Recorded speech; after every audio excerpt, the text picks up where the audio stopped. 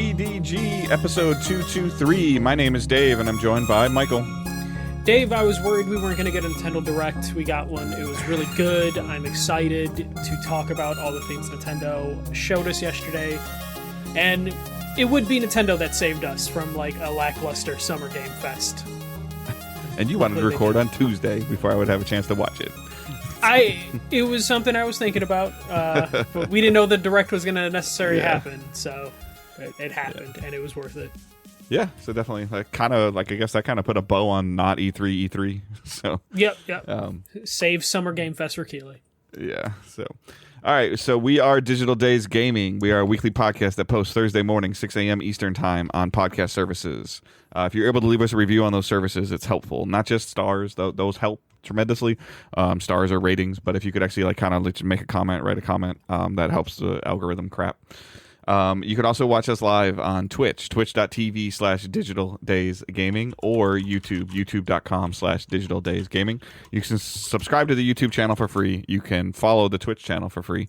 You can subscribe on Twitch if you choose, because we are a Twitch affiliate, or you can link your Amazon account and your Twitch account and get Prime Gaming, which gives you a free subscription to a streamer of your choice. So please just make sure you're using that on somebody on Twitch. Support them in one way or another possible. Don't let it just sit there, because it's just free money that you're giving back to Amazon. And then we don't have any monetization levels on YouTube as of now, so you can just follow or subscribe through YouTube, and that is free. Downloading the show is free. Joining Discord, Facebook group, those are obviously all free, and those are all things you can do to be part of the community. I think we're slowly getting a couple of the Facebook people to kind of realize that they need to get off Facebook in terms of the groups and stuff like that, and they're kind of integrating into Discord a little bit slowly. I think one of the news stories you're talking about might help with that a little bit more, but we'll see. Yep. But other than that, everything else is linked in the show notes. So please come be a part of our community, play some games with us, have fun, and just come and just hang out and chat too. Like anytime that everybody has them on their phone now, so it's a little easier to maintain and manage with Discord. Not that we're completely ignoring Facebook, but the bots are thick. The bots are very, very thick. Yeah, we had a fun week of bots on the Facebook, which just made me just realize, I'm only opening this for the group or to tell a bot to please leave me alone. Correct. Yeah. So not that you guys would have seen the bots, because the bots are just on some stuff on our end of but people trying to tell us that we have a copyright strike on something, a name that's 5 years old, is just fascinating to me. Mm-hmm. Yeah, it's very interesting. Super weird. Yeah, like I mentioned, everything is linked in the show notes, so please consider joining us in one way, shape, or form so you can hang out and have some fun with us. And we're going to jump into the news. Yeah, so speaking of Discord, PS5 Discord integration is coming to the console UI over the next couple weeks. Now I think you're just messing with Andy with letting noises go off. No, that was actually my phone, so I'm gonna mute that. Sorry, Andy. Yeah. So Discord integration is coming to the console's UI on the PS5. This basically means players over the next few weeks will be able to just join Discord channels or groups that they're already a part of in the PS5 UI. So you're not going to have to use a phone or PC to push the voice chat to your console. Your console will be able to just join that right away. They are doing it in waves, so it's going to be, I think already it's hit Asia, next week it's Europe, week after that will be Americas.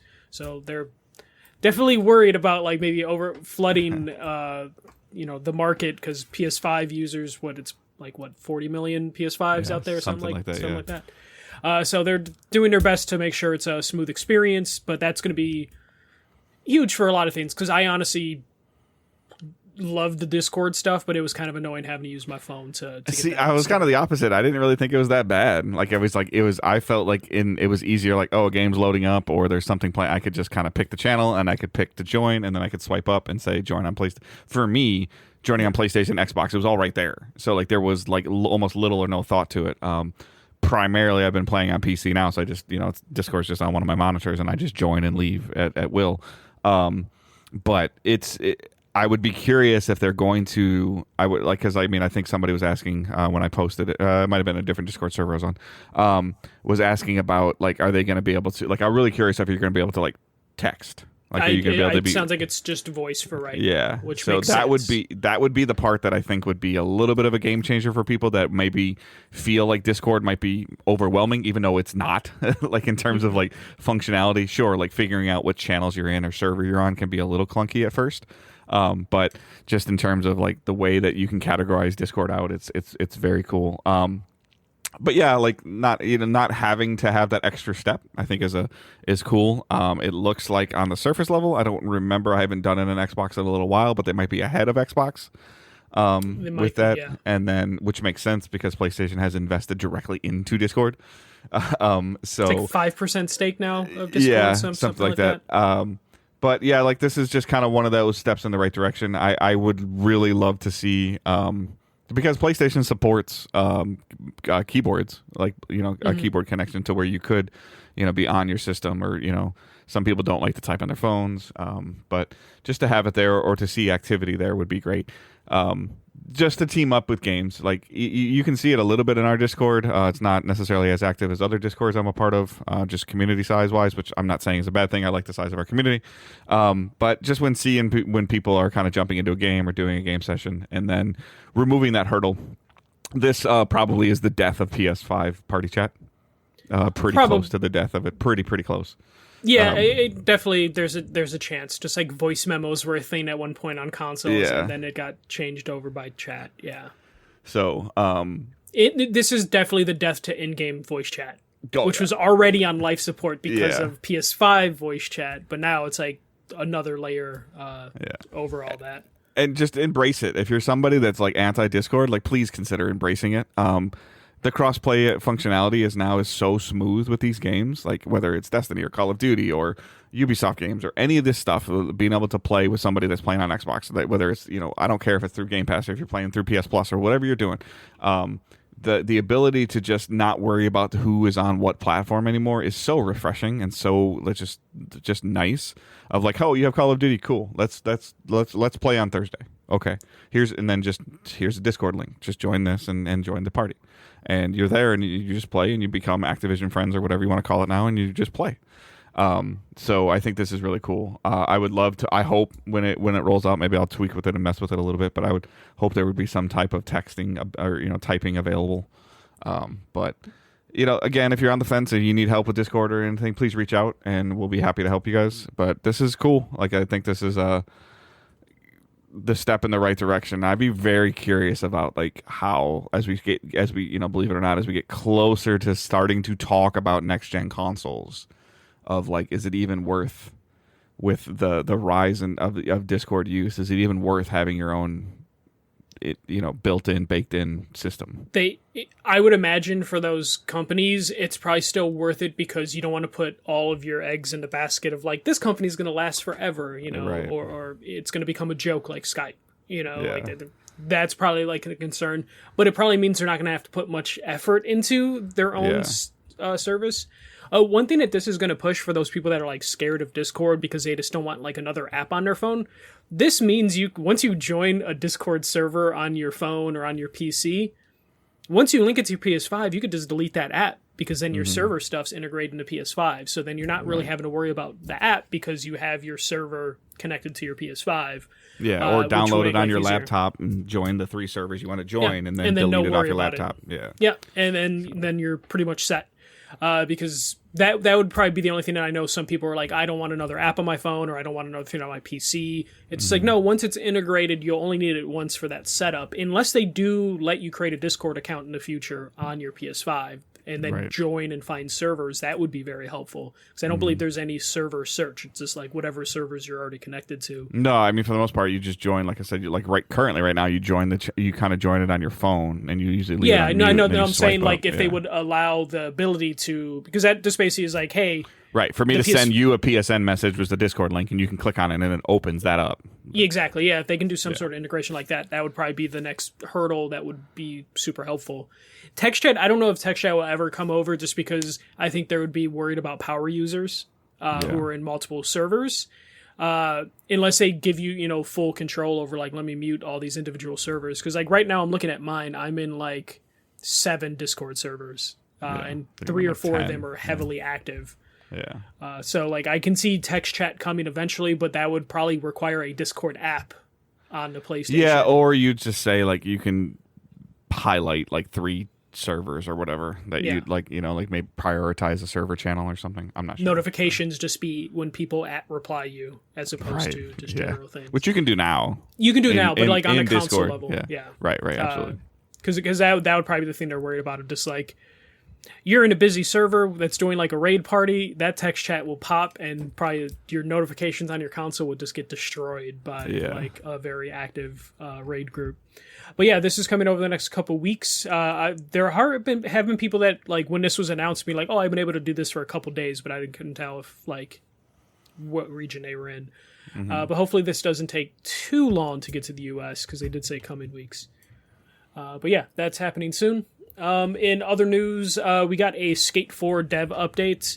So we got that trailer that was just the Tim Robinson like comedy trailer. Didn't really say much, but then EA did put a dev update on their website that basically gave some details on what they're doing. Not necessarily why it's taking so long, but they did give some decent details. So Skate will be a free-to-play MMO-like experience coming to PC, last-gen, current-gen consoles, and mobile platforms.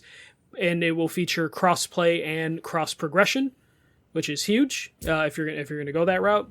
The control scheme is still the Flick It system, but it's going to obviously have new physics because they're on a new engine. It's been quite some time. Multiplayer will feature like a quick drop ability, which allows you to customize the city by dropping like ramps and rails wherever you are, and then challenging people to, use the stuff that you just dropped into the multiplayer map, which is a cool feature that sounds like it could break some things. So I want to know how exactly they're going to do that. And then there's also like a throwdown system to where you can just make challenges up and it'll notify everyone that's in the city at that point to come over to you and do a challenge. So a lot of cool things that they're doing. Like obviously these are features or stuff that we've seen in like other games, but seen it applied to like a skate game is the interesting part. No release date on it. But now it kind of makes sense to me on why it's taking so long for them to do this, because it's been a couple years. They did say that there's in their dev post and some of the articles going out that apparently the studio that's making it is like a fully remote studio. So like that's also potentially like a hurdle for how long this game's taken development. But them going like an MMO route kind of explains a lot. I think you even mentioned that when we last talked about Skate of like, are they doing like a I mean, it sounds like they're live literally service game. Yeah, it sounds like they're literally trying to do like, hey, bro, meet me at the skate park. Mm-hmm. And I guess you know more about this than I do because you're a skate. You like skateboarding, skate fans. Whether it's Tony Hawk, whether it's Skate, whatever it is. What studio? So this is EA, correct? It's a new studio at Okay, so they have not done any of the prior skates, obviously. No. I don't remember what studio that was, or that studio's even around anymore. Does this studio have any? Is there any instilling of confidence in yourself that they can? I'm reading this right now, and I'm like, this is overpromising, and they're going to underdeliver. Like they're going to underdeliver. The studio is a new studio, so there's no track record, so my confidence is probably kind of low for it. What they're promising sounds great. Sounds super cool. I have a lot of questions of, like, if you're going for a live service game and it almost sounds like a Burnout Paradise in terms of, like, there's 20 other racers in your city sort of thing. I want to know how many people are in your city at any given point. Is it your city? Are you joining just, like, a random server that they, like, push out to you? There's a lot of questions related to that. Playtesting happening this fall gives me hope that they're further along and are taking it serious, because they're not saying like pre-order now for the the playtest. They're saying playtest, which makes me feel like even if it's successful, we're still like a year out, which please give them all the time in the world. And I'm surprised EA is doing this where they're giving them all this the is time also in the world. Okay, I was actually so like the free to play aspect of it concerns me a little bit as well, but and the EA aspect of a free to play with microtransactions. They've done they early on did a fantastic job with Apex. Fantastic. I don't really know the current state of Apex. I know that there's still a strong player base, but I don't really know the current state of like the microtransactions. They're kind of system. starved for content. The Apex player base. And I guess I get concerned on the surface again with not being a skateboarding game fan of. Can you do this? Like we've seen companies that be like, oh shit, games as a service is hard. Like can you keep up with the content cadence and what type of additional content would a skate fan want?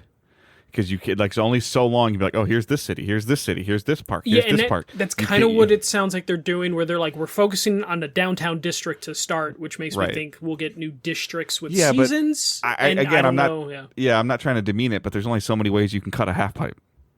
Yeah, and that's why like the environments are going to be important. Like the thing that like helped the Tony Hawk games is they were very level focused, and those levels were very unique based on their settings. Skate was always based on like one city, right? So it's a matter of like, are they just going to expand the city over time? The monetization stuff, ideally, is kind of foolproof because it's clothes, the hat, the shirts, exactly.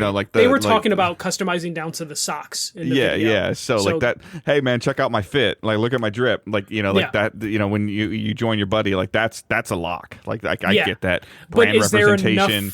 Right. Desire for people to customize their characters, spend the money to then make more districts, because it does sound district based. Gonna put some Nike skateboard shoes on, some Etnies, some DCs. Like I mean, like you can totally see all of it if they can get these contracts with these companies, and these companies would be foolish not to allow them to put especially their the logos in the skateboard centric companies. They're going to be all over less Nike, more likely DC or something like that. But DC Vans will be all over this.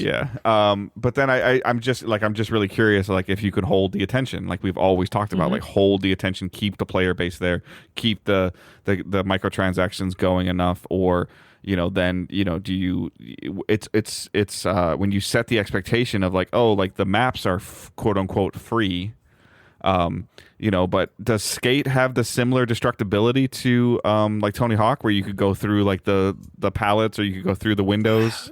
There's been like little stuff you can do here and there, but it's always been the thing that separated Skate from Tony Hawk is Skate was very based on realistic movements. So skate simulation versus arcade skating. There's still a little bit of arcadey feel, a little bit, but they definitely went for like, hey, this is the game for skateboarders, right? And that's kind of what a lot of the people are expecting from Skate. Even though Skate, had like once the YouTubers brought Skate back to life in like 2016. It's one of those things where they can go either direction with it. Everything we've seen seems like they are going for a more like serious approach to it, or as serious as you can with skateboarding. But that's one of the things where I see everything they're promising, and I'm just like, man, that would really work for a Tony Hawk style. You want faster wheels? $5. I mean, honestly, if they get if they get decent skateboarding brands to join this, there will be people that will pay premium content to have like the board they use IRL in the game. Right? No, for sure. Yeah, but it's one of those things where it's just like, if this was Tony Hawk, I feel like because Tony Hawk is arcadey and a little out there. Yeah, I could see the path where you can keep people interested by putting crazy. I'm super worried because this is a very narrow path player base you're going after. Shooter is a shooter is a shooter. Out. I know, but all I'm saying is that a shooter is a shooter is a shooter. A hero shooter is a hero shooter. Top-down dungeon crawlers, like there's appeal to it versus like similar to like Madden goes directly after the NFL or the NFL fan, and that market we've seen is good, and the soccer fans are good. That's very niche, but it's in my perception, and this is just my area. It's like the few skaters that I have interacted with or know, it's a 50-50 chance if they even play video games. But it also, this might be something that brings them to the game, and it being free to play also, is a huge factor, but that's a very narrow road that you're on. And it could be a very fruitful road, but I do not see it getting massively wider or changing directions. Like they're going 100 miles an hour in one direction. And if it fails, it's going to fail miserably. It's going to hit a wall and explode, or it's going to be going 300 miles an hour and just pumping out money. There's no in between. I feel like it's one of those things where it wouldn't even like be an explosion of a failure. It would just be a thing that just gradually disappears. And because it's so online focused, it would probably just get delisted. Yep. And you won't be able to play any of the hard work that went into it. I think EA after 6 months would be like, nope, and they would just go away. I mean, you saw what they did with that dodgeball game. Yeah. I forgot the name of, but I really liked it. Like where that was a small indie game, and you would think like, well, keep the servers running forever. Like, this can't cost too much money. And EA was like, no, we're shutting that shit down after like a year. So it's Knockout City. Knockout City. It's one of those things where EA definitely, I don't trust them. Through seeing this game out. And also, Skate does have the challenge of, like, yes, Skate is a big name in terms of video games, especially from that era, for the 360 era. But it's not Tony Hawk. Tony Hawk was one of those things where, Dave, you probably never picked up a skateboard in your life, but you probably put some time into Tony Hawk. Right, 100%. But here's the deal. Like, we're 14 years from the release of Skate 3. 14 years. Yeah, no, that's what I'm saying. Like, it's been a while. You have to hope Skate still has, like, the appeal that skater at 16 years old is 30 years old. Yeah. Like, is he still playing video games? He or she? Yeah. And that's a coin flip. Mm-hmm. And will that be enough to not only get them to check it out? Free to play will probably mean that we'll check it out. It's coming to mobile as well. Mm-hmm. But is it going to have any stickiness to it? It's EA. EA will pay certain content creators and streamers to play it. Like, we've seen them do it. Mm-hmm. Like, there'll be a push. There'll be a marketing behind it. They'll have some bigger names on it if EA really chooses to front the wallet out like they can and have before. So I'll be very, very curious to see EA's marketing strategy behind this when it does come out. I'm with you. It's probably at minimum 15 months out. Minimum. Yeah. Depending, and that's based on how this playtesting goes in the fall. Right. So I would more realistically say 24 to 30 months. So we're at 2 to 2.5 years from launch. So we're talking mid 2026, which now you're just extending that window that we just talked about from 14 years to 16 years. And again, the time frame of like how long it is doesn't matter if the game is good. Like it doesn't really matter what it's called if it's a good skateboarding game. The only problem is because it's an EA game and it's a free to play game. No. Good isn't enough. Right. No. But I meant in terms to get the attention. Oh, yeah. The name is only, there is some synonymous to it. I don't know what else you would call it other than Skate or Tony Hawk at this point in time. Like, because, I mean, we've seen the rise and fall of everything. I mean, X Games in the late 2000 or late 90s, early 2000s dominated. And now it's multiple weeks now. And it's like, I'm like, oh, the X Games came and went. And I didn't even know. So remember Shaun White had skateboarding games out back in the day too, and he was a snowboarder primarily. Yeah. So like stuff comes and goes all the time. So this is going to be the true test of like if all the attention Skate got a couple years ago, was it just because of some YouTubers or was it because people really and they better go after those YouTubers that revived it too. They better hopefully those guys and gals are still making content. So. One of them is PewDiePie, so if they want to open their wallets, they can potentially get him, because I believe he was the main YouTuber that kind of set that game back up for itself. Like, God, that would have been like at least 10 years ago now at this point it had that revival sort of thing. We'll see what happens. I'm interested. I'm hoping I get part of that playtest just to see what it looks like. And I'm just curious because like everything they've shown, like gameplay wise, it looks very, very early in development. So I'm wondering what this playtest is going to look like because Dave, I don't know if you know this, but video gamers are fickle. So one even city, if one park, no creation, no customization. Why doesn't it look that good? And jeans and a white T-shirt and a brown board. Yeah, like if it's one of those playtests and people see it and think it's the final release, it gets dumb. But yeah, that's Skate. We'll move on to the Nintendo Direct recap. This dropped, what was it, Monday? They said, like, hey, we're doing a Nintendo Direct tomorrow at, like, 9 a.m. or 7 a.m. And it was 40 minutes worth of stuff, and it was a lot of stuff. I put the stuff again that me and Dave would be interested in and, stuff we want to highlight. So if we miss anything, it's just because I made a judgment call that me or Dave wouldn't have too much of an opinion on it. But yeah, I'm going to go through this list in order, and the first game up is Mario and Luigi Brothership, coming November 7th. This is the first entry in this franchise in over 10 years, so another Mario and Luigi game. Looks good. This makes sense for this to be the next, like Mario game, being a Mario and Luigi game, since we're towards the end of the Switch life cycle. But Dave, Mario and Luigi fan? I don't recall playing the other one. I think I'd have to go back and look at some other stuff, but this one looks intriguing enough. Again, with Owen kind of was watching the Nintendo Direct with me when I got home, and he kind of seemed a little disinterested in it. It's RPG-ish. But he liked Paper Mario, so. Okay. But I'd be really hopefully the co-op works really well, like it shows, and then also at the same time, I hope that you can play it single player, and can either control both, or the AI is good enough, which typically Nintendo does a solid job with this. I think the animations, or whatever art style you want to look of that somewhat like 3-dimensional paper look. I think looks interesting enough. It has, it definitely has my attention. I'll have to see. I do have Super Mario Brothers Wonder, which is their I think it was called Wonder, that came out this last holiday. I don't think we've even cracked the shrink wrap on it. So the 2D Mario thing might be more marketed towards you and I, and less towards Owen's age, because he's just like, no, kind of when he saw it.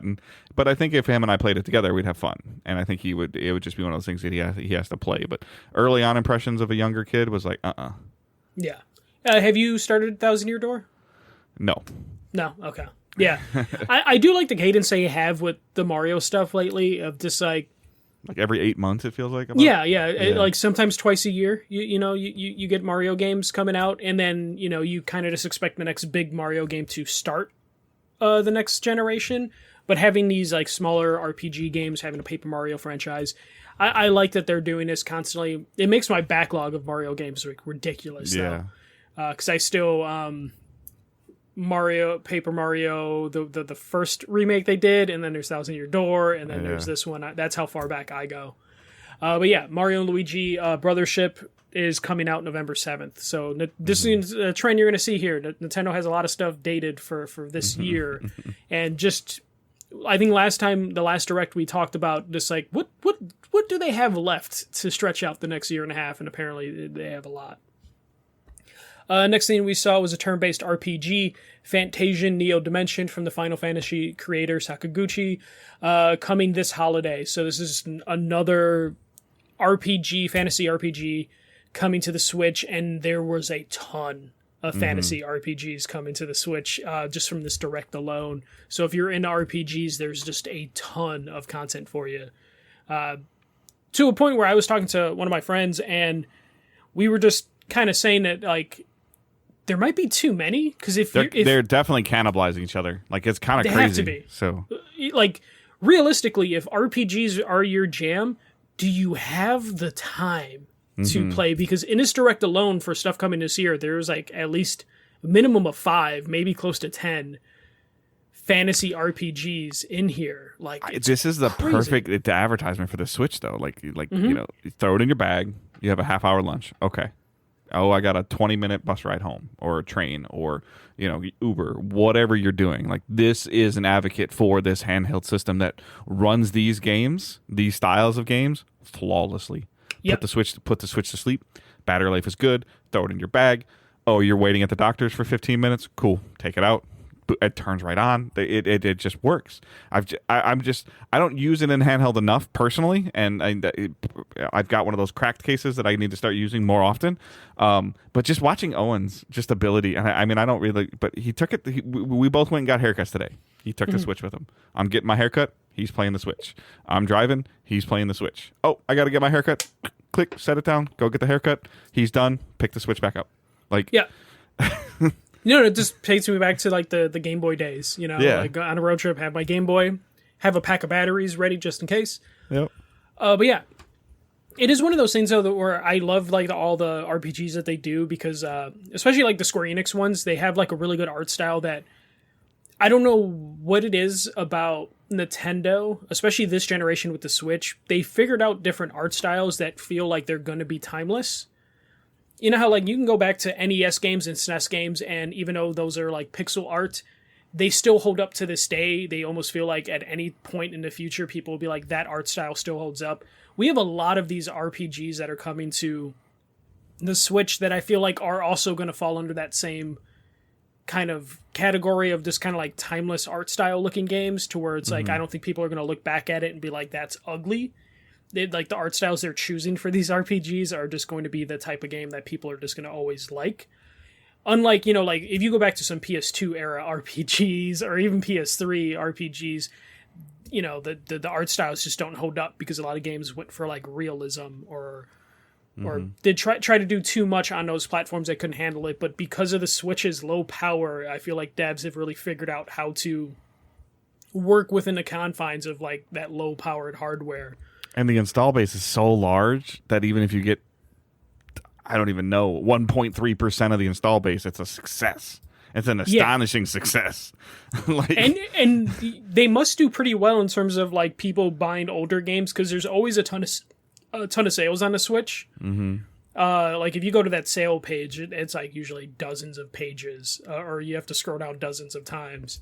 But I also the counterpart is I don't see like in brick and mortar stores, I don't see massive discounts on Switch games. Like no, it doesn't seem like you have to really, right? For the physical so like copies. They're getting people to buy them at $60. They're buying them digitally at $60 or $70 now. To your point, if they do a sale, it's $10-15 at the most. So you're looking at 55. 40, 50, yeah, sometimes there's $55. Crazy sale for the Square Enix ones. And but that's I Square. imagine, So, and and I'm sure Nintendo's like probably reducing their cut to more people on the digital shop. Nintendo's still figuring that out. So in terms of like putting their digital stuff on sale, I'm sure Nintendo's like, oh, you want to have a whole Square Enix sale, which they do all the time.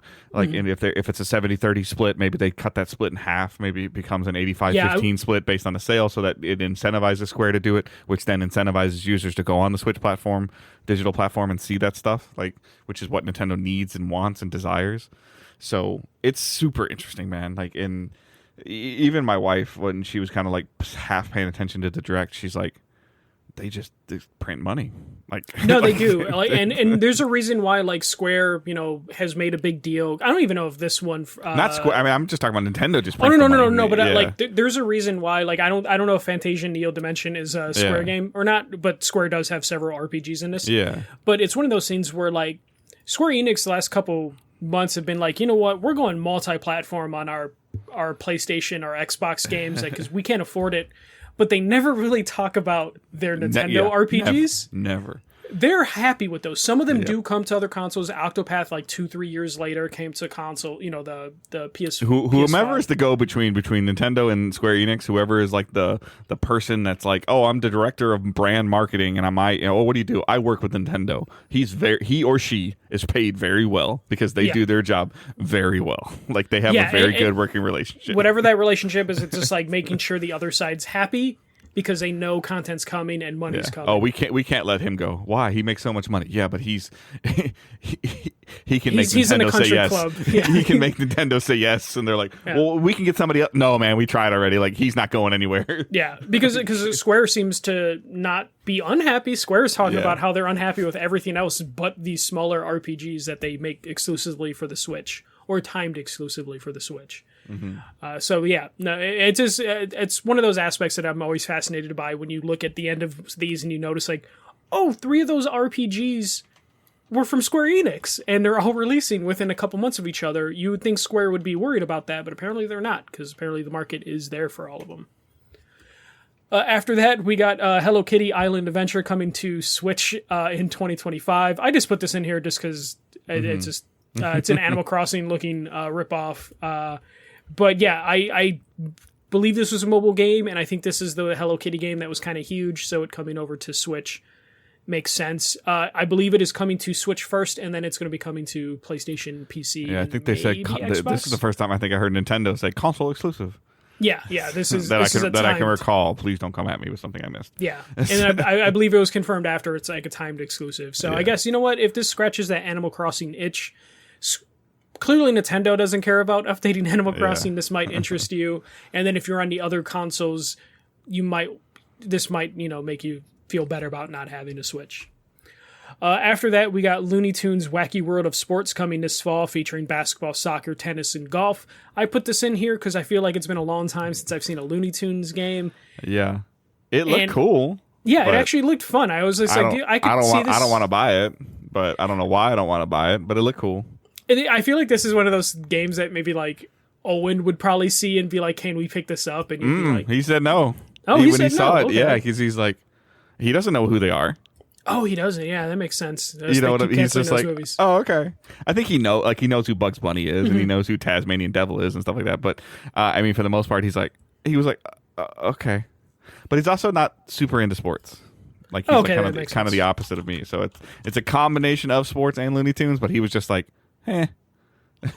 Yeah, I was interested in this just because Looney Tunes, I think it's basketball on like the GameCube is like one of the most expensive games you can own. Really? It's like all those GameCube era games on are like crazy expensive. So seeing like Looney Tunes kind of come back and doing like a sports game, I'm just kind of curious what this will eventually do to like some of those GameCube era games that are crazy expensive. Though these are completely different from that, but it's still part of that stuff. Then we also have Donkey Kong Country. I think it also might be a Disney basketball game that's super expensive as well. But we have, after that, Donkey Kong Country Returns HD coming January 16th, 2025. I'm kind of surprised to see a date for this game here, especially for 2025. But Donkey Kong Country Returns, I believe that's the Wii game, getting an HD remake. I'll be picking this up for sure. I love these Donkey Kong side-scrolling games like this. They're just so much fun.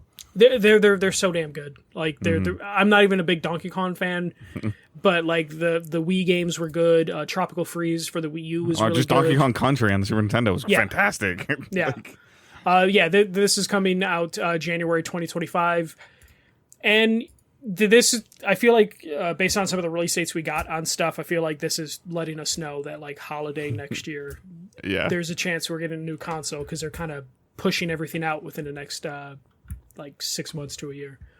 After that, we got Dragon Quest III 2D HD remake coming November 14th. Say that one more time. Dragon Quest III 2D HD remake coming November 14th. Interesting enough, Dragon Quest 1 and 2 will be coming in a package together in 2025. So they're going to start with 3 and then do 1 and 2 in a bundle. But yeah, that's the chronological order to play. Is it?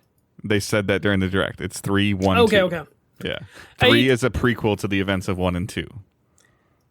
I feel like at this point, to make it less confusing, you would just rename them. Yeah. Or just do one package. The fact that like 3 must be a huge get rid game. of the numbers and just say Dragon Quest. Or put it in the background. Put it in the background, like Dragon Quest 3. Like put the Roman numeral 3 behind the Dragon Quest and name it. Like whatever. Like give it a name. Yeah, not it's the two, like Dragon Quest whatever. Like I'm not gonna play this, but it looked interesting. But at the same time, this 2D HD remake or HD 2D remake is I think technically what it was called. Yeah, and I was just like, huh? Yeah, but this is a thing that like Square has been doing with like the Octopath games and some of the other games. Like whatever engine they used for it, it seems to do really well for them in terms of being able to pump these games out, and it's really high quality stuff that ends up out there and they sell well. But yeah, it kind of threw me off, and I was just like, okay, so I guess I'll wait for Dragon Quest 1 and 2. But no, I guess I will have to play it this way. I am curious about the price since 1 and 2 are going to be in their own package together. And then so 3 must have been the better selling one. And or most their likely metrics bigger. are telling them, Yeah. Then after that, we have a new Denpa Men. It looks like an Animal Crossing style game coming July 27th. Darkest Dungeon 2 launches July 15th. This game franchise fascinates me. I remember playing this years ago at E3. Yeah. I had fun with it. Like I was like, okay, this is cool. I never played it like at myself, but the art style is a little bit too vampire-y to me, I guess. Like, and you know, but dark gothic. Yeah, nothing wrong with it. And then the fight style, the fighting thing was, but just I think this was a small dev team that just kept getting bigger and bigger and bigger and bigger. Yeah, and bigger. Darkest Dungeon became like a pretty big thing. Right, and this is so cool just to see them, just to see a success of hey, and I don't really know the difference between 1 and 2, but I'm sure that the gameplay mechanic got way better because the 1 did so well. Like, so this is awesome. So yeah. Link to the Past, Metroid Zero Mission, Turok, and Perfect Dark coming to Nintendo Switch Online expansion. So it's Link to the Past, the Four Swords adventure. Four Swords, yeah, sorry. Yeah, so I think Link to the Past is already on there. I'm not sure. Yeah. This is a very fun game. You don't need 4 people to play it, but I have good memories playing this game. This is very fun. And I also realized that I'm old as hell because a 17-plus game, I was like, Turok's a mature game? It's funny when I was watching it with someone and they were just like, oh, is it going to be Conkers?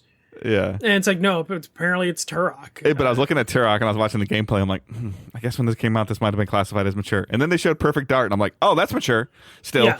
So it's just the difference between what was like socially acceptable in the mid 90s, like, in terms of this is PG-13 and this is not. And it's like, now when I look at Turok, I'm like, okay, like if Turok came out today, I think it's a gun. So it'd be a T for teen. Like, actually, they remade Turok for the Switch not too long ago. I wonder, I have physical copies somewhere. But you know what I'm saying? Well, but Nintendo plays by a different set of rules with what you're allowed to do. Like, they're the ones that like had like green blood, So it's like, it was just super interesting to see what they classified as their, and I'm sure it had to do with their original ratings, and they're just probably not messing with the ESRB at all because I'm sure it costs money when they release some kind of digital content or even like a streaming app or however you want to call this Nintendo online service. I wonder if they could just use like whatever rating it had back then and just be like, yeah, we don't have to re-rate it because it's the original. You rated it 30 years ago. Yeah, so it was cool. Like, and they kind of, you didn't put it in here too, but like lumped into this a little bit early on was that like the Nintendo World Championship thing where you like a bunch of speed running stuff. That was announced like 2 months ago, and they included it in this. So I was like, oh, that looks really cool. Those games look really fun to play, but I don't want to speed run them. So. Yeah. I bought it for collection purposes, like the physical copy, because I like the little package you're doing for that. Oh, the thing they showed at the direct that I was like, that gold cartridge looks cool. I pre-ordered that because it's like $60. It isn't even like an expensive. I probably would do that and just put it behind me here. Like, no, that's literally what's gonna happen to me. It's one of those things where I bought because I'm like, I don't have enough Nintendo stuff. I have PlayStation stuff and Xbox stuff, but not really any Nintendo collectibles. Because I have like 20 amiibos now, but. After that, the thing that I was most excited for is Marvel vs. Capcom Fighting Collection coming in 2024 to Switch, PlayStation 4, and PC. This features X-Men Children of Atom, Marvel Superheroes, Marvel vs. Capcom, Clash of Superheroes, Marvel vs. Capcom 2, New Ages of Heroes, Marvel Superheroes vs. Street Fighter, X-Men vs. Street Fighter, and then the Punisher game, which I feel like the Punisher game doesn't really fit. Everything else is fighting games, but... It was already ported for Arcade 1-Up, so I'm assuming they're just like, the work's done, let's just put it over. They just took the ROM and stuck it in a Switch. They're saying 7 games sounds better than 6. But yeah, this is huge. I feel like this broke the internet for a lot of people. Like, there was a lot of big responses. I definitely was in a thing where when I saw this announced, I didn't know how to control my emotions. I was like, I want to throw something, but I was at work, so I couldn't just throw anything. But yeah, this is huge. Marvel vs. Capcom 2, that was re-released on PS3, 360, and delisted within like a year. So these are rare games. If you want to try and pick up a PS2 copy or Dreamcast copy, you're dropping like $200 just for MVZ2. So the fact that it's coming back again is one of those things where it's just like, you might want to buy it because it probably will be delisted eventually. Well, how much do you think the Disney influence is factoring into this being a thing?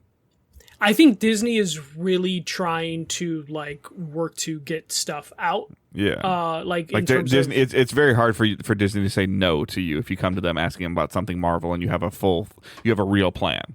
If you have a real plan and a real presentation, they're like, okay, you're cool, you're fine, good. Yeah, go ahead. I believe John Drake is at Disney now, and he was at PlayStation before, and he was third party support for PlayStation, and so it seems like over at Disney. So if he's fighting the board, he's like, why not? Like, tell me why not. And it seems like definitely what is going on now, where like either Disney was like, hey, let's talk to Capcom, see if we can get this stuff re-released, or Capcom talked to Disney and was like, can we? And they were like, fuck it, go for it. Right. All I know is like if It seems like they're not doing anything to the art. Like, it's still going to run 4x3, which is fine. This is getting the Konami Teenage Mutant Ninja Turtle collection treatment. Yeah, like it's or gonna have, the like, Street Fighter collection. That came out absolutely. And this stuff works, and we've seen that it sells. So again, like, instead of, I just hope that the whether it's Drake or whomever it is at the Disney board or is asking the board or pushing on the board versus them going why, and I hope that somebody's going why not.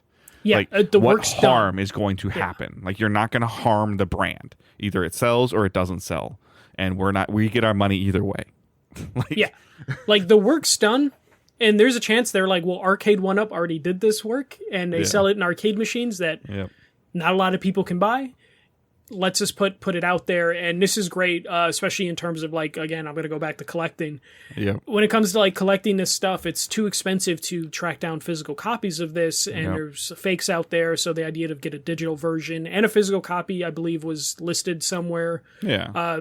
Somebody like you will do both. Like, I'm going to have it digitally, and I can play it whenever I want, and however I want, and wherever I am, and I'm going to have the physical version sitting there just in case you do something stupid on my digital store. Exactly. Yeah, and this is one of those things where I will probably get the PS4 version, and I will get the Switch version. And the little grumblings I heard this week, if anybody does any reading, it sounds like however this game functioned, because this is pre-Xbox era, correct? Oh, these are arcade games. Yeah, right. OG arcade so games. there is, somebody was saying something, because it's not coming to Xbox. At least not. Somebody is saying, and people are like, oh, look at the install base. No, there's something in the code for whatever reason that is not. There was reports on there's something is in the game. I have to find it and send it to you, and you can tell me if I'm.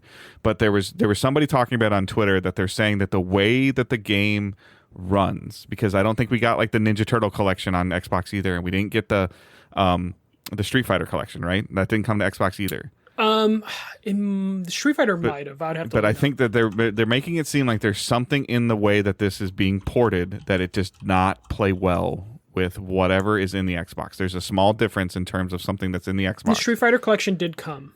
Okay. To Xbox One. I think the Xbox One is the thing that might be holding it up, because there's a reason why they're not doing PS5. It's not coming to 3. Xbox, but it's not coming to Xbox One or X. Okay. Yeah, it's not coming to One or Series S or X, but it's only coming to PS4. It's not going to have a native PS5 version of that game. So I wonder if it's one of those things where Capcom would only want to do an Xbox One version, and then maybe Microsoft doesn't want them to just do an Xbox One version. Maybe you're right, which is where I'm saying there's something in the code to where it will run on Xbox One, but whatever it is not allowing it to run on the Series. Yeah, and that's probably why Xbox is like, no. And it might not even be a code thing. It might just be a contract thing where Xbox is just like, no, you cannot make something just for the One. You need to make Series S or X versions as well. And Capcom might be looking at that and being like, it's not worth it for us to put the effort into a native version. Because then if we do a native version for Series S and X, PlayStation's going to be like, why aren't you doing a native version for PS5? And they're just trying to that's where it cut becomes down. It's not worth the squeeze. Yeah, because it's like, okay, then we have to make it for three additional and I don't consoles. know if that's Xbox's fault. Like they drew a, like wherever they put a wall up with the Series thing, and PlayStation put a wall up with the PS3 thing, and the wall is just at different generations. Yeah. So I don't know. Like, it's definitely weird that it's not coming to Xbox, but based on like how the other stuff's going, like there's no native PS5 version. It might be as simple as like, well, PlayStation doesn't care as long as you release a PS4 one because backwards compatibility, but Xbox takes their backwards compatibility very serious. Yeah. To where if like, okay, you have it on Xbox One, but now you have to put additional work in it to make sure it works on a Series S and X. Yeah. So there's probably definitely wrapper somebody's talking about. I've always heard a wrap something like with a wrapper or the way it functions. Yeah. Basically, just how it handles It's not playing nice with the new console. Yeah, and it probably just takes a little bit of extra work, and they're just like they don't see the reason to do that extra work on Xbox because of the install base where it's at. So yeah, it's probably a combination of technical and contractual obligations preventing them from doing that. But I'm happy to see it coming out at all. I'm literally like when I was considering like I'm quadruple dipping probably on this game. I'm also building an arcade cabinet because I acquired an arcade cabinet that was being thrown out. You're really bored. If someone says, hey, here's an arcade cabinet and only the monitor, which is just an LCD screen, is broken, you're taking it. you're taking it. And I might end up sticking a PlayStation in there just so I can have both options. Because I have a PS4. Dude, you better like videotape yourself working on it, or put your phone out while you're working on this. Yeah, it's in my parents' garage. I'm just trying to get more room to work on it. I already know what's wrong with it. It's just literally just like the computer monitor in it is busted, so I just got to dump that out, and then I got to rewire some stuff.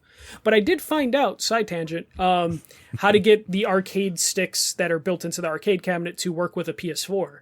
So I'm just like going to turn PS4 into like a jukebox of just all the fighting games I can get on there. Okay. But yeah, that's gonna be a project I work on this summer. So I got to get all my fighting games. But yeah, I'm quadruple dipping on this. Probably digital PS4, digital Switch, and then physical copies on PS4 and Switch. After that, we got Super Mario Party Jamboree launching October 17th, featuring 5 new boards, 2 classic boards, and 20-person online. Yeah, I'm kind of upset at Mario Party because they've released like 2 within the last like 2-3 years. Yeah. And each of those have felt kind of like content light. And it's always just like, why don't they do an expansion? And now we have a 3rd game in like 3 years. Yeah. And I'm looking at it of like, why isn't it an expansion? Yeah. I don't even know what this one I have is called. I think it might be called Mario Party 10. Maybe. I don't like. No, there's it's for Superstars. It's for the Switch. So the main reason we got it, we have Mario Party, is because we needed a new set of Joy-Cons. And it was cheaper to get it. I was like, well, we're going to spend this much on Joy-Cons, or we're going to spend this much on Joy-Cons and get a free game. So we got a free game. I don't know. It's a Mario Party on the Switch. It was a digital code in the box. And that's fun. Like we played that a handful of times. Myself, Angela, Owen, when Jonathan and Brinkley have been here. Super Mario Party and Super Mario Party Superstars. So it's one of those. Yeah. And so I've had a good time with that, to where like this will probably be a pickup. Just because it's, even on a regular random October day, like Angela, myself, and Owen can play this and have fun. This is what we bust out at family parties or gatherings. Like we bring a Switch and everyone plays Mario Party at Thanksgiving or Christmas. Yeah. So, I mean, this is cool. Bigger boards, better stuff. And then the online functionality is very interesting to where I could, going back to the Discord integration that Nintendo doesn't really have, this would be something that I could totally see Owen wanting to play with, like Zoe and her boyfriend, like when they're in Kentucky, and like they could just like set up a tablet on FaceTime and just play. And Owen would love it. He gets a little emotional when he plays Mario Party. So. There are some people that get a little emotional. Mario Party is a cheap son of a bitch game. Like it's one of those games where it's the modern day Uno, where it's going to start some family fights or whatever. It's been doing that since the N64. So because that game is bullshit sometimes, but it's fun. But yeah, like the mini games are fun. The board mechanic and the classic Nintendo rubber banding aspect that's in a game is always great. So this is cool. Yeah. It's one of those things where I hate Mario Party. I'm actually one of those shitty Nintendo fans that I will complain about the game, but then I'll pick it up. But I'll probably wait for this one to get that like Nintendo sale, which is just $10-$20 off. Or the release. Same thing. Oh, one of my Joy-Cons broke. Oh, there's a bundle. Okay, I'll get it. Man, I'm honestly looking at my Joy-Cons and I hope they survive to the Switch 2, because I don't know if we're going to get the controller backwards compatibility. Yeah. After that, we got probably like one of the more interesting things, like probably one of the biggest things is Legend of Zelda. There was a Horizon trailer. But I said the surprise. Like this surprise, was more of a surprising thing, like in terms of it existing and the date. Yeah, The Legend of Zelda: Echoes of Wisdom. This is Zelda's first solo adventure game in the style of Link's Awakening remake. This looked kind of great. Like this looked really good. I didn't put the release date on there, and I apologize. September 26th. It's coming out. So this is coming out this year. If you know how the Link's Awakening remake looks, it's like a pixel. It's it's hard to explain how that art style is, but it's top down. Wind Waker. 10-year later, Wind Waker look. Cell shaded animation. But it looks phenomenal. It's cool to see like in 2024 Peach get their first game, and then you or technically Peach has had some DS games, but like Zelda finally getting a game. People said they should have called it The Legend of Link. That would have been funny. And maybe that would finally get people to not be confused on like who's named who. Yeah, this looks amazing. In terms of the art style, looks so cool. I have more questions than I want to have answered currently about like combat and all that stuff. But this, I don't even know the real term from it. I don't remember the term. This duping system, mirroring system that she can like essentially like make a digital copy of something and just pull it out on demand. It was a very unique, very much something that I could see them doing of like, okay, how do we make it as a Zelda game, as Zelda, but not with a sword? And probably everybody that works on Zelda is like, what? So this looks very, very cool. And it's, like, the older I get, I don't care. Like, it's just, I'm going to play Zelda games for a long time. I'm going to play Mario games for a long time. Like, there's a lot of stuff in this Nintendo Direct that had nothing to do with me, but Mario Party, Legend of Zelda, Donkey Kong, sign me up all day long. Yeah. And this is good because it's not just a remake, it's a new original game. I don't know how well the Princess Peach game sold, but I imagine this is going to sell really, really well for Nintendo. It being their holiday game makes perfect sense. This feels like the perfect way to like close out the Switch, to be honest, with like a big Zelda game that no one was expecting. Also, unless you're an avid Switch collector, please don't buy this gold Switch Lite. First of all, it's a Lite. You can't take the Joy-Cons off of it at all. And they've done we're so similar... close. We're so close to another Switch. I'm just like, and this isn't it the looks first time so cool, but I'm like the fan of me is like, oh, I want it, but then the intelligent part of me is like, Yeah. like, and also they've released golden Zelda Switches before, so this one isn't even that. Like, I could just buy a skin for my Switch dock and just that'll Honestly, solve my problem. You're better off. There's no point in grabbing one just yet.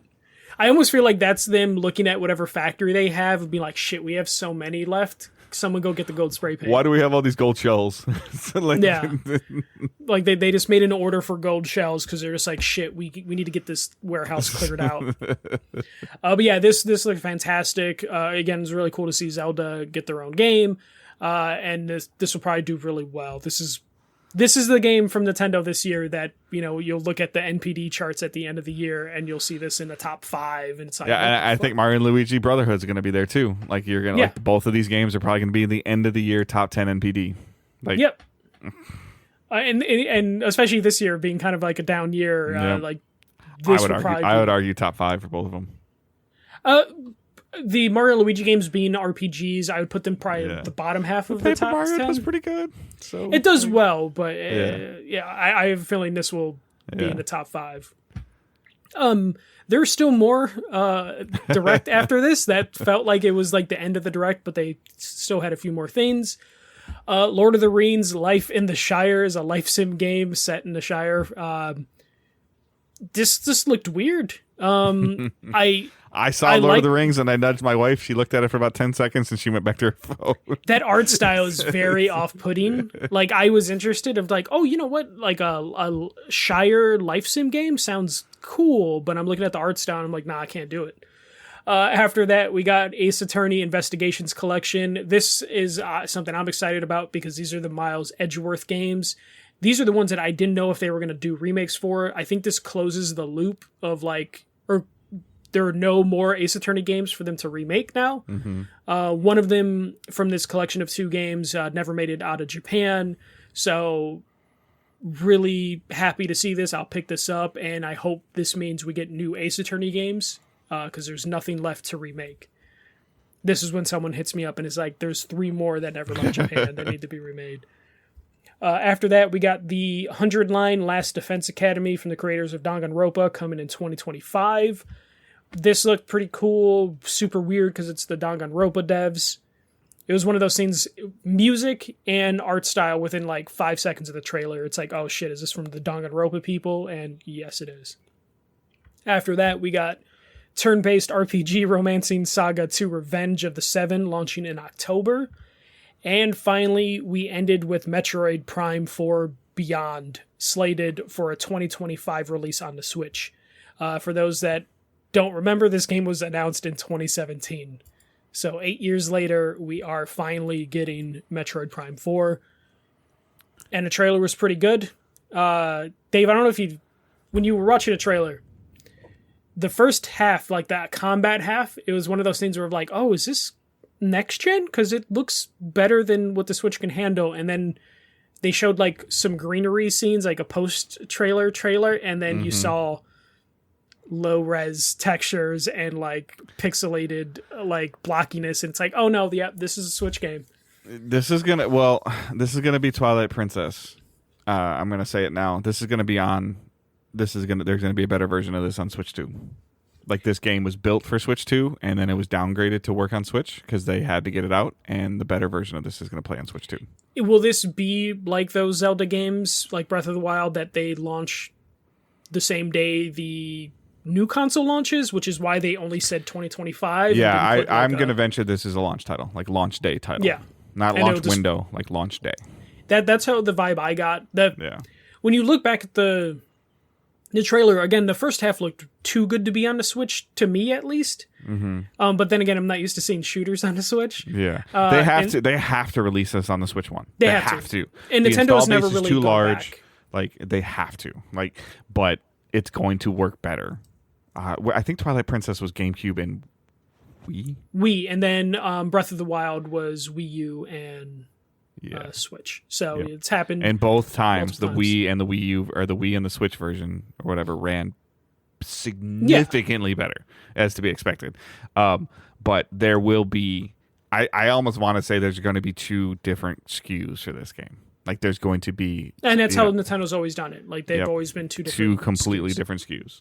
And then the old one will probably be more rare, because they'll put all the effort in the new one. This will be a Switch 2 exclusive. And it'll be hard to find the Switch, the version, to your point. Like, it would be one of those things where we only, like, stores are getting 400 copies of the Switch 2 version and 25 copies of the Switch version. Like, it'll be rough. It'll be one of those things. But yeah, it's funny though, because it's Metroid Prime 4 Beyond. I feel like it's multiple subtitle, multiple colons for this. But yeah, no, it looked good. Like, the Metroid Prime games are really good games. I like those probably more than the side scrollers. But yeah, this was a good way to end it, reintroduce it. Them just putting the 2025 date gave me the same thought that you had of like, this has to be on the next platform as well. So this would probably be like fall 2025 at this point, because based on the other stuff that they announced for 2025, those all had like January, February dates on them. So I would assume we're not getting Switch 2 until the holidays. Yeah, maybe late summer, because Nintendo can kind of do what they want and still have success sales wise. Yeah, because I mean, the Switch came out in March of 2017. Yeah. So I could see them trying to bring out the Switch 2 in August or September of 2020. That's my feeling too. Yeah, 2025. Sorry. But yeah, so I'm gonna draw that line in the sand right now. Better version on Switch 2, which is not a far leap in my opinion. But yeah. So overall though, like, a fantastic direct. 40 minutes, the best showing of any publisher in the month of June. Yeah. I would say this is probably by far of the year at this point. Yeah. A little mix of something for almost everybody that plays on Nintendo. Yeah. I did see some criticism for a lot of remakes and stuff like that, but if the remakes are good, I don't care. I want to play some of these games again. Yeah. A lot of effort gets put into these remakes for some of them. But what people are forgetting, like, you could not take a GameCube with you. You could not take a Wii with you, like, in the car. This is they are. You had a handle, right? But you couldn't. No. You couldn't plug it in your cigarette lighter. Do you remember those little like screen attachments you can get for those? They systems still make back one in for the day? Xbox Series S. No, I know. I remember that. Trust me, I looked at them. I was like, because you can just plug it in a seat at an airplane. I was like, like. Just have talk that myself right out of that, and so like I got a ROG. You're like, I'm already too tall for this seat, and I'm gonna bring a whole console and just this looks so extra on my flight. But yeah, I mean, a solid A showing top to bottom from Nintendo. Like, I mean, there was nothing in there. Sure, there was a lot of remakes in there or whatever, but there was nothing in there that I was like, why? Yeah, yeah. Even if there was some stuff that were like the Lord of the Rings thing that was questionable, it was only like a fraction of like all the stuff we've seen. It's like they knew what they were contractually obligated to show, and they said, all right, you get 13 seconds. Yeah. You know what's weird though? It's like I criticize like Xbox as being like trailer after trailer after trailer. But I don't have that problem with Nintendo Directs. Their pacing is good, though. The formatting, the pacing, the graphics, like just the way that they do things where sometimes you wonder, like, am I looking at like PlayStation? Like, are we looking at more VR2 games? Or are we back to, are we in VR2? Are we out of VR2? Like, Nintendo is very clear. The person, it's like this little charm that they've cornered the market on it. Even Owen's like, why doesn't the words match his lips? And I was like, he's got to translate the voiceover, yeah. I was like, it's the voiceover, and he's like, why? I'm like, because the guy lives in Japan, and he's like, oh. But then they'll like, oh, here's, it's almost like as you're watching a trailer, like which is what I hate that Xbox and Sony don't do. You're watching the trailer and you're immediately thinking of questions. Like when I was watching that Zelda thing, I'm like, how's this gonna work? And then like, hey, we're gonna tell you how this is gonna work, and I'm like. Cool. Yeah, you get that. Yeah, like they know what questions you're going to ask, so they'll either have the developer come out afterwards and give you a little 30 seconds, and it takes like 2 minutes, and they move on. And and then also just like the little like thing before the trailer where the guy in the happy voice is like, "Hey, coming up next is an RPG that brings you to a dark time," and stuff like that. Just that little bit of info that like one voiceover guy will give. On top of like the fact that it's like, here's the title of the thing you're going to see. Yep. And now here's the thing, it just helps with the flow. And then you also have like the head of Nintendo pop in there every couple trailers to be like, hey guys, how's it going? Are you need some water? Back in the day, back in the day when Sony did this as well, when certain people's face shows up on Nintendo, you get excited. Yeah. When Miyamoto would show up, you're like, uh-oh. Yep, this is gonna be huge. Yep. And like Nintendo just has a nice flow. Like the Xbox One, I feel like like the thing that bothered people with like the Xbox One is because it would always start with Xbox logo, world premiere, and then it would end the trailer and it would be like Game Pass, and then it would fade to black, world premiere, fade to black, trailer.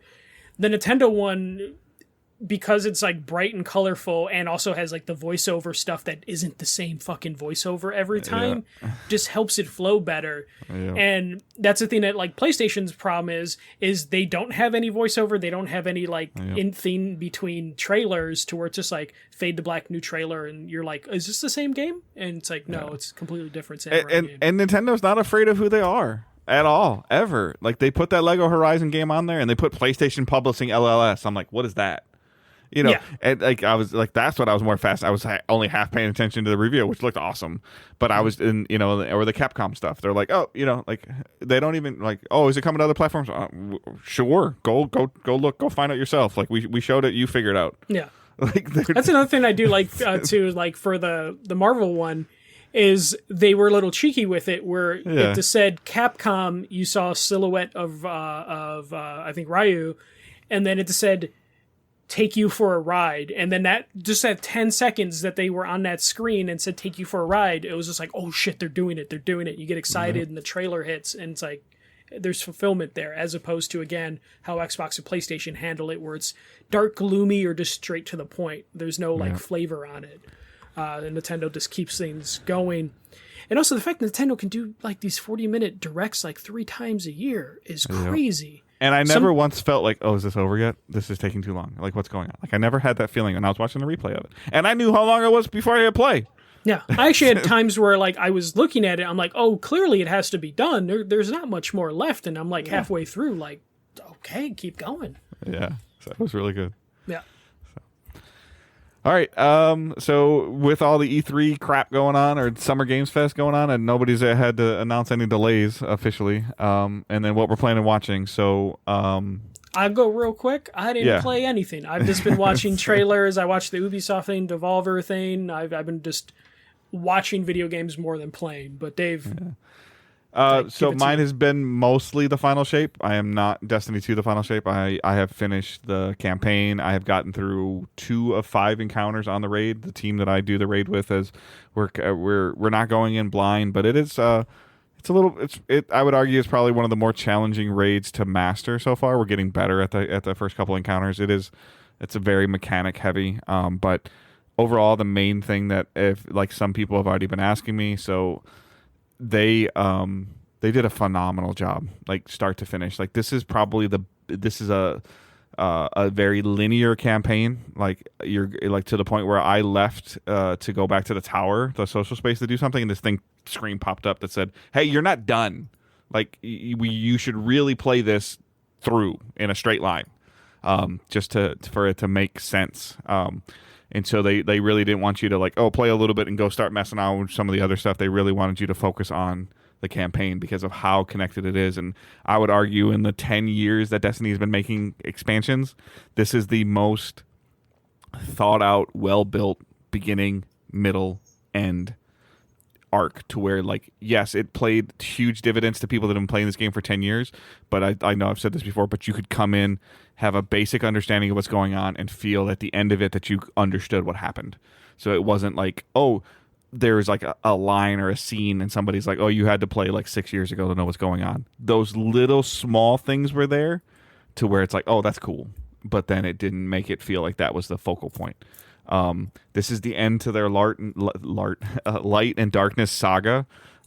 They're starting to kick off episodes. They use the events of this to kick off these things are happening in the world, and there's tons of speculation. They did like immediately, like a week after this came out, Bungie came out and was like, okay, here is how their episodes are going to work, which are 3 episodes versus 4 seasons. And they also confirmed something, Destiny 2 Frontiers for after this year. So the speculation that Destiny 3 was coming is so far been pushed back. We don't know what Destiny 2 Frontiers is, but they have, after these next 3 episodes, there is something additional coming. It's just a teaser and a logo, which 6 days after launch of Final Shape was very interesting time for them to do that. The raid took their world first took them, I think, 21 hours to beat it, which is like the second or third longest raid. Or the longest. Cheating or controversies around that or anything? No, doesn't seem like it. So I know the last one was kind of like that. Yeah, you know what they were doing? I wasn't really paying too much attention to it, but like some of the teams that were farther along than other teams, they started, the streamers started only showing their face. They weren't showing gameplay, which kind of sucked. Because they didn't want people to see strategies and catch up.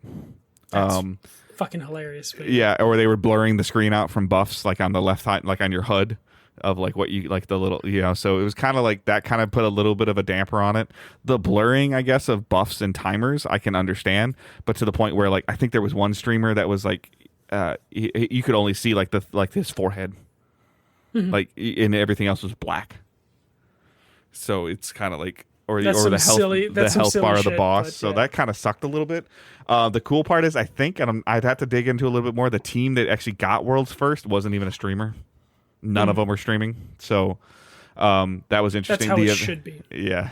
The events of the defeating the raid, and they had a 12-player activity that, they did all this stuff. I mean, just not going into like super story spoilers at all, but bringing Nathan Fillion back as Cade 6 and the way that they did that, phenomenal. Just great job. Sure, they were pulling on nostalgic strings, but he was the most, you even know who Cade is.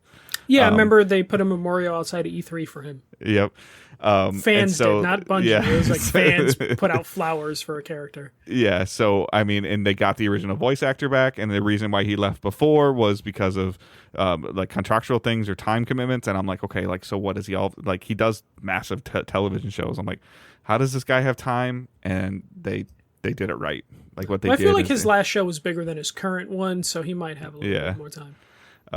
But they did it well. It went well. Just narratively, cutscenes, just phenomenal. Like, so just, you don't have to play it on Legend or anything like that, and you can still have a great time with the story arc, and it's really good. If you were at all thinking about it, even just don't buy the season stuff if you don't want to. I think it's like $40 or $50 just for the Final Shape, and I think it was great. It was really, really good. I do want to start streaming it a little bit more, just as I'm messing with some stuff, and you guys can see me doing some things. I do want to stream some Switch games a little bit more. I'm trying to figure out some kind of routine, but I got a lot of stuff going on. I got a baby shower this weekend for my oldest. I'm playing way too much softball this year. I've hurt myself like 3 or 4 times this year. Not to the point of anything crazy, but just enough that it's like I'm getting old, and I need to realize that I maybe pump the brakes and loosen up some stuff, then sit in this chair a little bit more and play some games more often. But I also don't want to like start to like decay. so watch the terrible NBA finals. Terrible. So disappointed. I was looking forward to it. It would have been a good finals, and Yeah. I'm happy for some of the people in Boston for winning the title finally, but overall, I was just not happy with how that finals turned out. And we're kind of, I love baseball, but we're kind of entering this June, like this Father's Day to Labor Day window of like no football, no basketball. Like, I know you're not the biggest football fan, but it's just in terms of like the keeping the sports world going when people are starting to talk about football or you know, because like baseball when the cannot finals hold it. When finals doesn't go to 7 games and baseball in, I want to say a good chunk of the major cities is not good baseball. Yeah, hockey's still lingering a little bit. Both finals look really bad at first. WNBA is honestly the most interesting sport right now. Correct. Going on. Yep. Yeah. So, yeah. Other than that, I've been doing a lot of just adulting, like probably like too much adulting, working on the house and having to do some stuff and trying to figure out the backyard and the front. You know, just there's a lot of stuff going on. There's a lot of work that so just trying to balance it all out. It seems like no matter whatever energy was sucked up by my previous job, and I'm like, oh, I have all that energy back, and I'm like, and now it's just all going into the house. Yeah. So it's like versus, it was maybe 80% into work and 20% into the house. Now it's 50% into work and 60% into the house, and I'm tired. So, but yeah, other than that, things are, overall things are good. I felt like this was one of the more tame E3s, summer game fest stuff. We really, in years past, we've recorded multiple times, and there just wasn't a reason for that. And I think that we're kind of at that pendulum swinging because we're really seeing the effects of the pandemic right now. Like we're really, really seeing it. Whether they got their game out or they couldn't get their game out and it's not ready. Yeah, and that we're in this and the low financial valley. Issues that came out from all that stuff with a lot of the companies being greedy and all sorts of things there. Yeah, this is the most like dog days of summer for video games that I think we're gonna see in a long time. Like this is gonna be kind of rough for video game releases and potentially video game news because. If Summer Game Fest was any indication of that was the best they could get for Summer Game Fest, it means there's probably nothing surprising happening. In the next, and it means nothing's weeks. Like the guy that was cutting my hair, Aji. He's in our chat sometimes. He's like, "There's got to be a game you're excited for in the next couple of months." I'm like, I can't think of anything. Like Concord looks kind of cool. Like, but I'm like, I'll mess with the beta or whatever. Games, but nothing major. I was like, oh, what do you think about Call of Duty? I'm like, I'm going to play it because it's on Game Pass. I'm more interested in how far they're going to push this political envelope than I am in the multiplayer. Yeah. Like that's more of what I'm interested in. But I'd really have to, like, maybe we can put this together in the next week or two, Michael. You're way better at it than I am, but like maybe we need to put, what's coming out August to Thanksgiving. It might be our Patreon episode. And kind of, kind of talk through that and see, because like right now I can't. If you had to press me right now, like what's the most excited thing you're for in the next 90 days? It's going to be this Legend of Zelda Echoes of Wisdom game. Yeah, and I honestly don't really have an answer because like the stuff I have has just a generic 2024 date. Yeah, I mean you're getting Dragon Age next year, right? Oh no, it's this year, but no release date. So it's like I'm excited. But I'm saying for like that. my 90-day rule. So we got we're on June 19th. So July, August, September 19th. Yeah. Like. That doesn't even Echoes doesn't even fall into that. Legend of Zelda Echoes. No, there's not a ton of stuff already announced. I'm literally like when Sarah's gonna do the Final Fantasy expansion Dawn Trail stuff. I'm kind of lining up my video games for that time. What's that Switch game that's coming out on June 27th though? I was surprised at that one. There's a July 27th game, the Denpa Man. No, I thought. But yeah, literally, I'm just looking at like old games again of just like, oh, what games are in my backlog? Because I feel like this is going to be a heavy backlog day or year. Yeah, Dave's doing research right now. Let me just, what do you say, June 27th? I swear there was something that was like, unless it's like Luigi's Mansion 2. That, okay. I didn't put that in there because it was just a trailer for something. Yeah. Okay. I was like, oh, that's sooner than I thought. Yeah. So, but yeah, I mean, like that's kind of like, just kind of where we're at right now, and it's just this weird time where these companies are very quiet because they have nothing to say. And it's like, so Ozzy, my barber, asked me, he's like, oh, do you think it's a mistake that they're putting on Game Pass? I'm like, no, they got to pay for their investment. Yeah. Like, they got to pay back their investment. So, and they would probably lose a good chunk of their Game Pass subscribers if it didn't. Oh, did I lose you? All right. Well, I'm probably going to end the show. So, I hope everyone has a great week. I hope if you're in the Midwest where it's hot as hell, be careful. Drink lots of water. Be a good person. And stay hydrated. Be healthy. And I hope everyone has a great week and keep moving forward. Don't be a dick. See ya.